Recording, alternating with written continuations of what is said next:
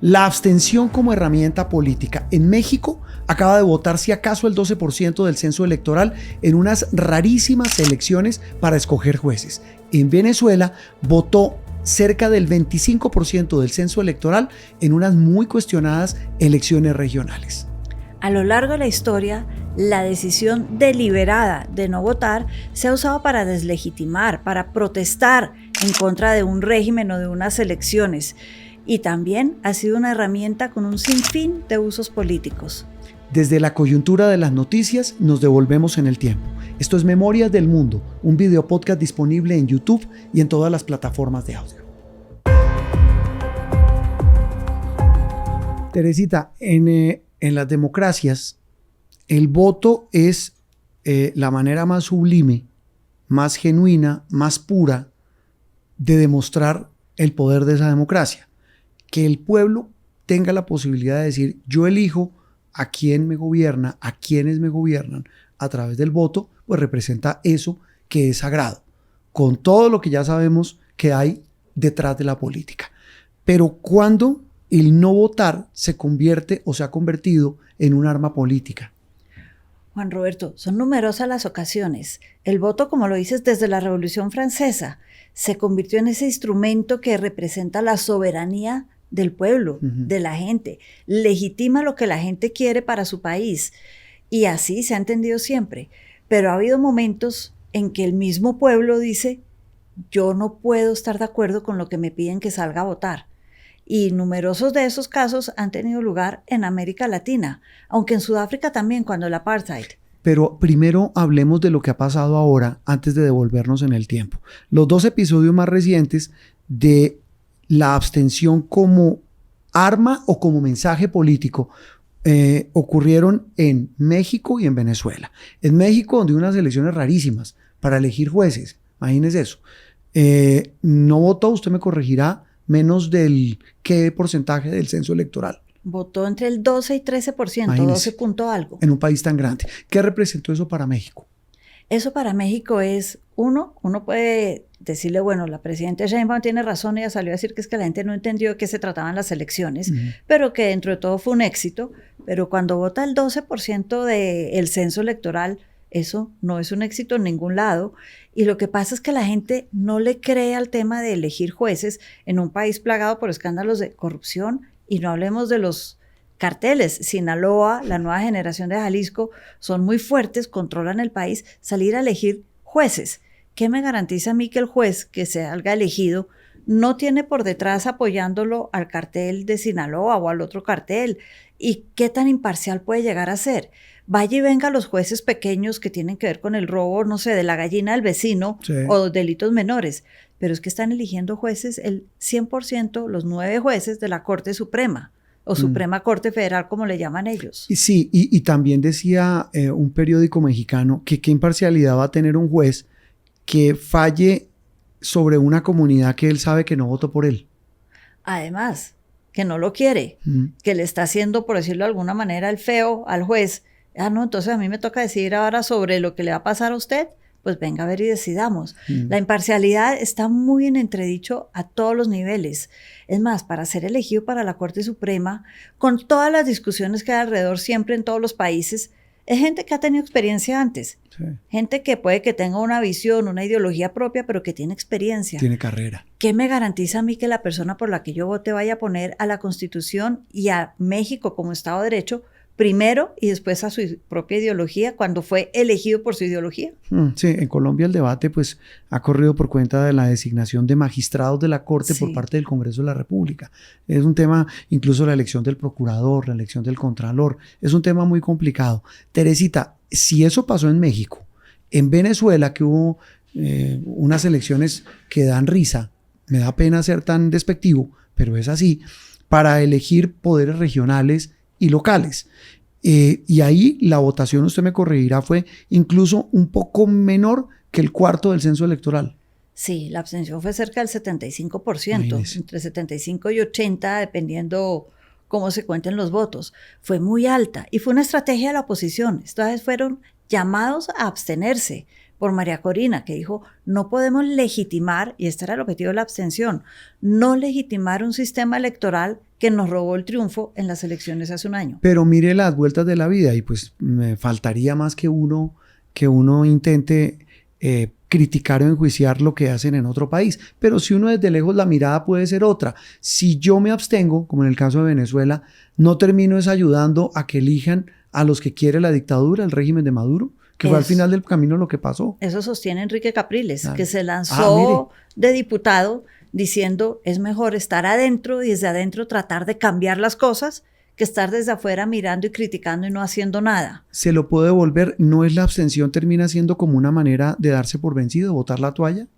Pues así lo entendió Maduro cuando hubo abstención en el 2017.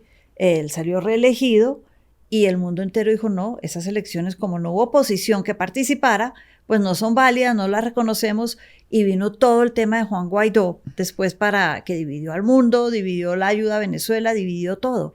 Yo sí creo que a veces es mejor estar uno adentro y hacer ruido desde adentro y no darle la oportunidad al otro, precisamente como hizo Maduro en ese momento, decir, acá hagan ello de malas ustedes que no quisieron jugar. Esa tal vez es una reflexión interesante. Teresita, en el caso colombiano, somos una democracia, un país donde hay elecciones cada rato.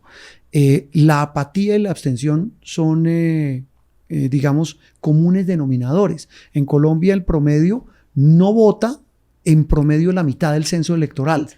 Y la otra mitad es la que toma decisión por todo el país. ¿Qué tan democrático es eso?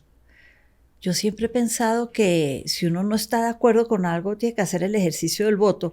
Así sea el voto en blanco o algo que diga, yo después puedo tener una legitimidad para quejarme.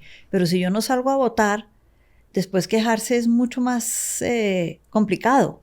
Pero nos quejamos todos, los que votan y los que no votamos. Eso es cierto. El que no vota incluso a veces critica más que el que va un domingo a votar. Cierto. A lo largo de la historia, Teresita, ¿qué casos conoce de apatía, de rechazo y de la abstención como una herramienta o mensaje político?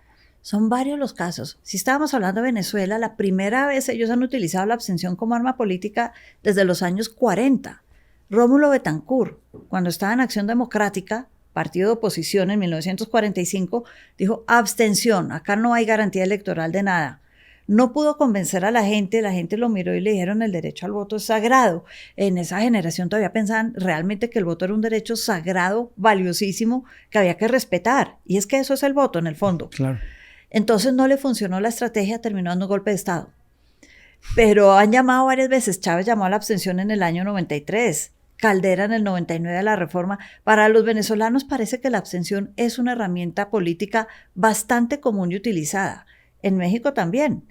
Hablando de México, cuando gobernaba el PRI en los años 60, finales de los 60, 70, un partido gobernando con todo, que controlaba todo, pues... ¿Para qué vota la gente? La democracia si gana uno solo. Sí, era refrendar el nombre del nuevo presidente porque no era más, no era elegirlo. Y Teresita, llamaron mucho a la abstención en la oposición en los años 60, 70. Digamos, le fue bien. Cuando digo le fue bien es que mucha gente dejó de votar. Cada vez fue creciendo más. En cada elección de hecho, dicen que en el año 2000, cuando gana Vicente Fox, que es el primer candidato fuera del PRI después de 100 años, es que logra decir, rompamos ese esquema y salgan a votar, y convence a mucha gente de que vote por él que no era del PRI. Claro, los que antes estaban en la oposición y se abstenían salieron a votar por la oposición y ganaron. Se volvieron un movimiento. Teresita, ¿cómo les ha ido a lo largo de la historia a los países donde el voto es obligatorio?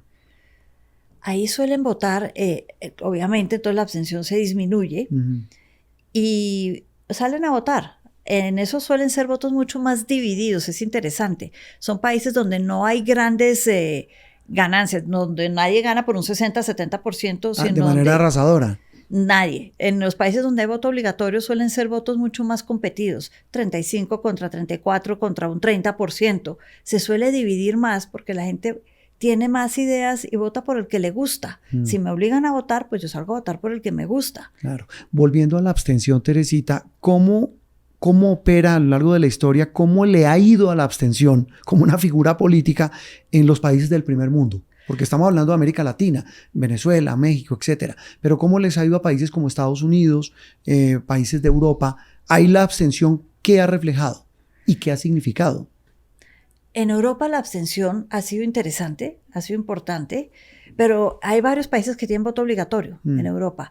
Pero la abstención, entonces hablemos de España. Sí. Hablamos de primer mundo. Por eso le preguntaba, primer mundo. La abstención fue interesante e importante en el año 77, cuando se estaba hablando del regreso a la democracia.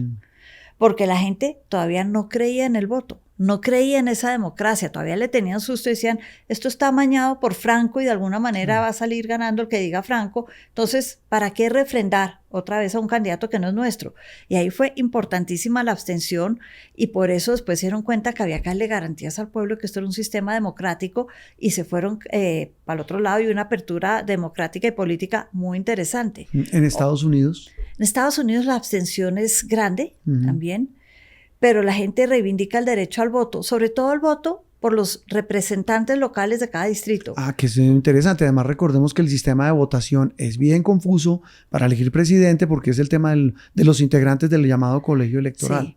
Ellos terminan votando sobre todo por el que les va a dar agua, va a resolver el problema del barrio y eso es donde es el voto importante. Como tiene que ser. Para presidente, a veces hay más abstención que cuando hay elecciones legislativas. Y hay otro caso saliéndonos de América Latina, Sudáfrica. Sí. Cuando el apartheid, en los años 80, la gran mayoría de población en Sudáfrica es afrodescendiente, es africana. Llamaron a la abstención en todas las elecciones de los años 80 y lograron hacerse oír no solo en Sudáfrica, sino el mundo entero que los estaba mirando y fueron instrumentales en el cambio de régimen en un país como Sudáfrica y acabar con el apartheid. Es decir, ahí se volvió un gran instrumento político. Un instrumento importantísimo para África. La abstención como herramienta política, Teresita, porque las noticias también tienen historia. Esto es Memorias del Mundo, un video podcast disponible en YouTube y en todas las plataformas de audio. Boombox.